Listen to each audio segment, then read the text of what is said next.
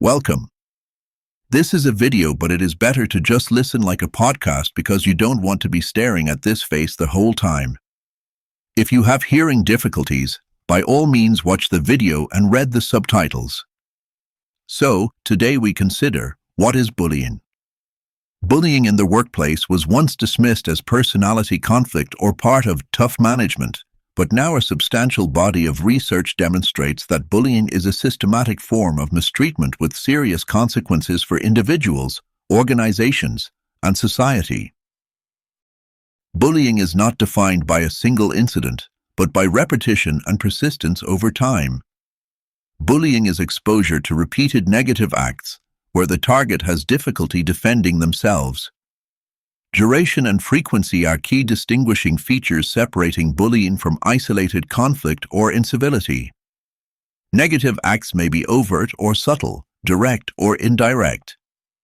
They include behaviors such as verbal abuse, ridicule, or humiliation, social exclusion or isolation, undermining work performance through excessive monitoring or withholding information, spreading rumors, or damaging a person's reputation. The emphasis on repetition reflects the understanding that harm arises cumulatively. Individual acts may appear trivial in isolation, but their sustained nature produces significant psychological and organizational damage. Another core principle is the presence of a power imbalance between the perpetrator and the target. Bullying often occurs when the targeted individual is placed in a position of relative powerlessness. Power may derive from formal authority, or example, a managerial position, control over resources, social networks, or informal influence. This analysis can be extended by situating bullying within broader structures of power and domination in organizations. It can be argued that bullying reflects not only interpersonal aggression but also organizationally embedded power abuses.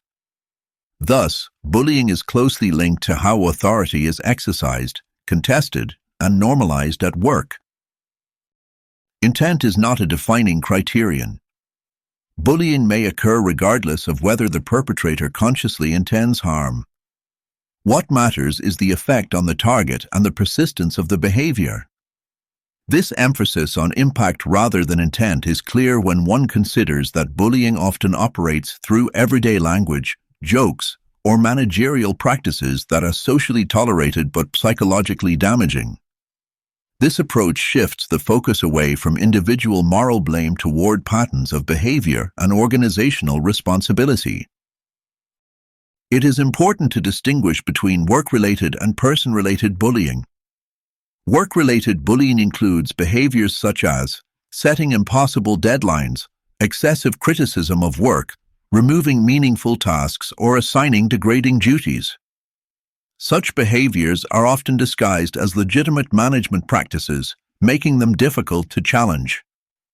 Organizational chaos and weak regulation create conditions in which abusive practices become normalized.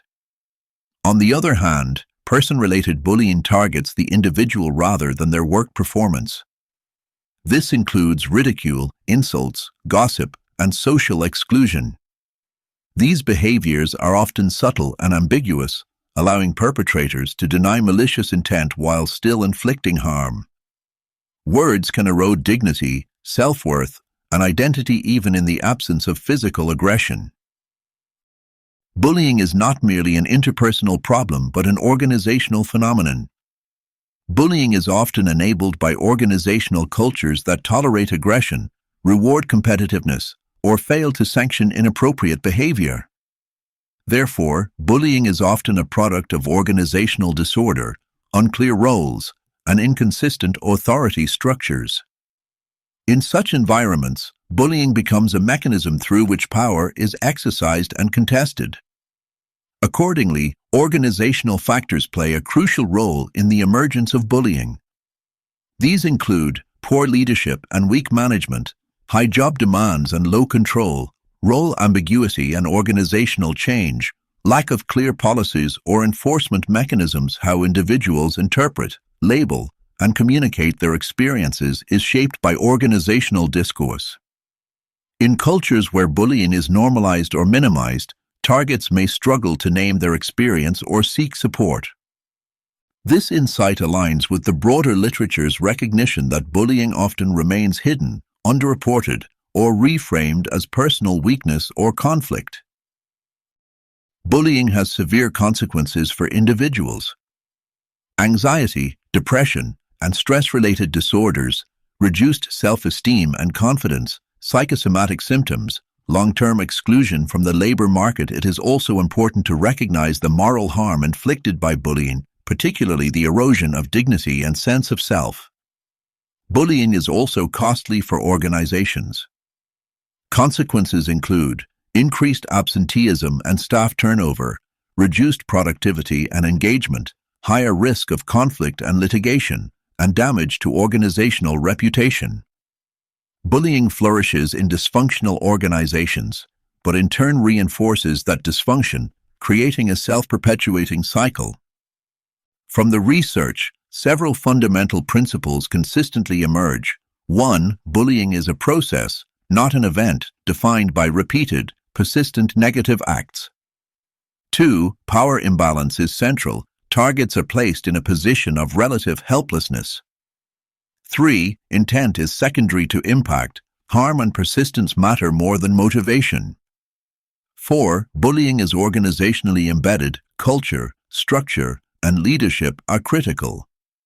5. Language and meaning matter. Bullying is often subtle and socially constructed. 6. Consequences are severe and wide-ranging, affecting individuals and organizations alike.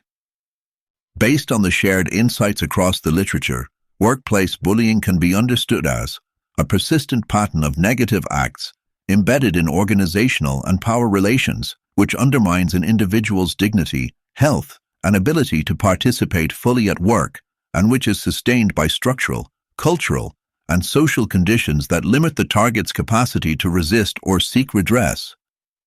I hope that provides a nice structure on which you can hang your further research. Take care all.